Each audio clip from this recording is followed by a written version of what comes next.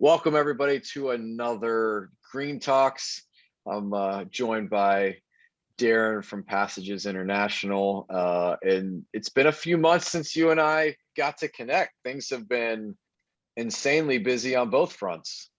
Yep, it's been a while. It's been a crazy few months as we were talking about with supply chain issues, and yeah, it's been nuts. So it's good to reconnect. It is, and it's amazing where where the conversation was, when we started doing these almost 2 years ago to all that's transpired in the last 20 months, where we're at now, and really how a lot of the conversation in death care has shifted and consumer behavior throughout the last 2 years has taken a different turn. And you just did a webinar with Kana about this the consumer and their need and want for more experience versus just the good old run-of-the-mill funeral. Can you explain a little bit of that? Sure. I use I like to compare, what a traditional funeral experience is to what I would consider a more modern funeral experience. So if we look at the traditional funeral experience, I think we all have an image of what that looks like Mhm. in terms of embalmed body in a metal casket, church service, graveside, vault, the whole nine yards. I think that's what most consumers understand and know.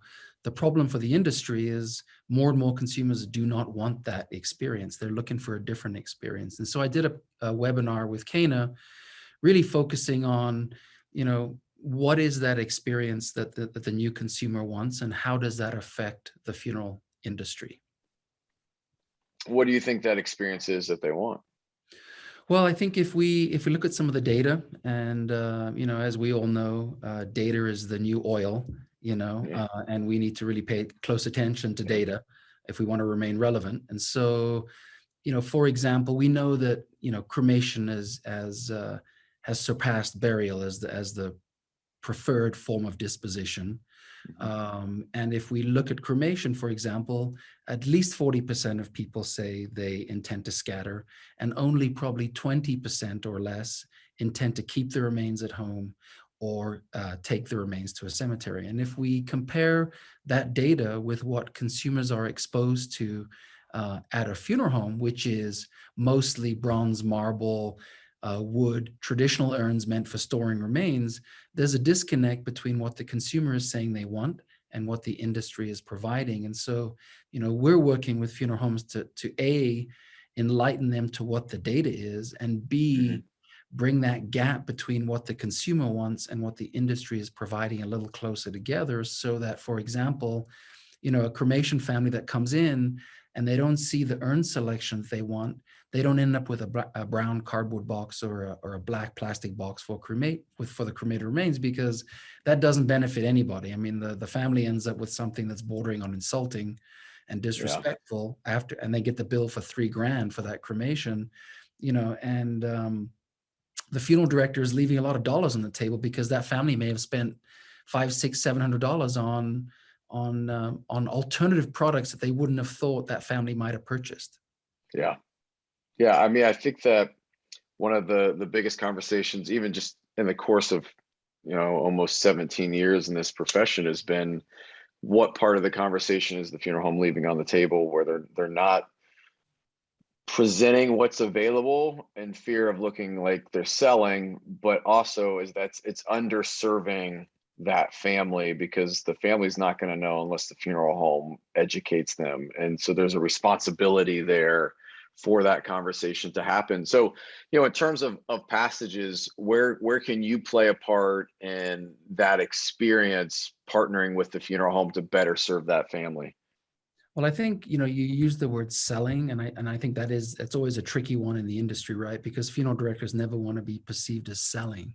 Yeah. Um, but I would take that word, and I would say that at Passages, even though we're in the product business, we're advising funeral homes not to be selling the product, but to be selling the experience. Mhm. So if a funeral director is talking to a family and they really get to know that family and who the deceased was, then they can present some ideas about how you might remember that person and what experience you can curate to remember that person, given that you know that family probably already doesn't want a traditional service. So if they don't want a Mhm. traditional service, what experience can we create as a funeral home to help the family create a meaningful goodbye for that loved one? And so, for example, Yeah. we provide products that we believe enable families to have priceless experiences, to coin the MasterCard moniker.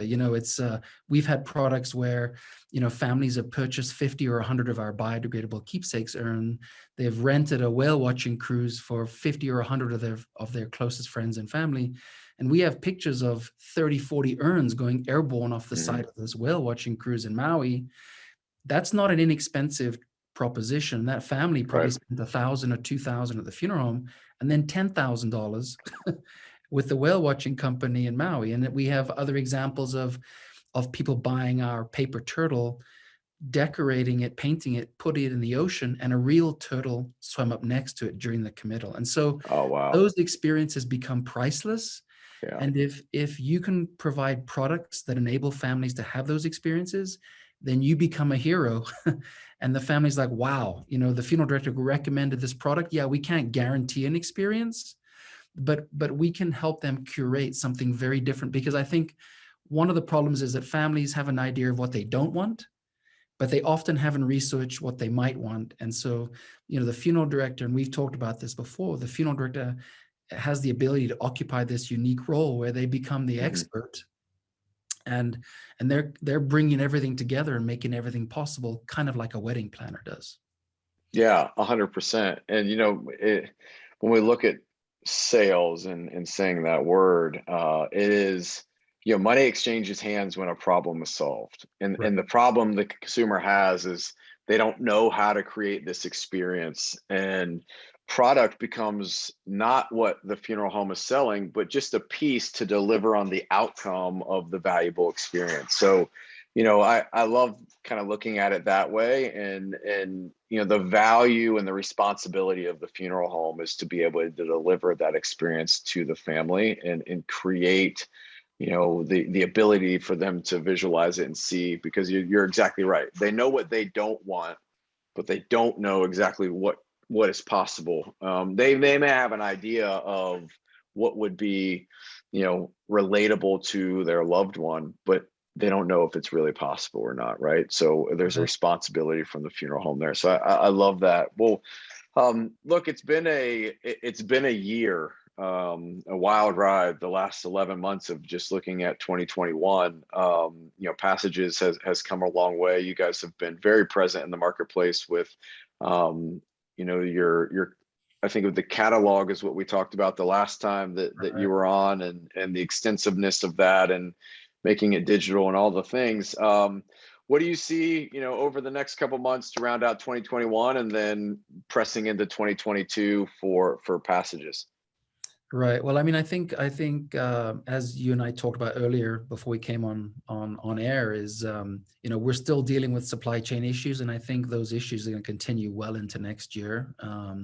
We at Passages have really ramped up our production at all our facilities, and so we're hoping to offset those supply chain issues by ordering more often. Um, and so we have product in the pipeline and on the way, Hmm. so that we're not affected so much by delays and shipping backlogs and that type of thing. We see a lot of growth in the coming months and years. I mean, I don't know if you saw, but Kate Boylston came out with a survey they did this year, and they found like 92% of consumers would be interested in greener options. Only Yeah. 8% said they would not be interested, and so it's huge potential there. Um, we're coming out with some new programs that will um, provide some digital solutions for families in terms of where and how they remember a loved one, and link that to our website. And so I touched on that a little bit in my Cana webinar. And so we're really excited about that. We're kind of beta testing it and soft launching it now.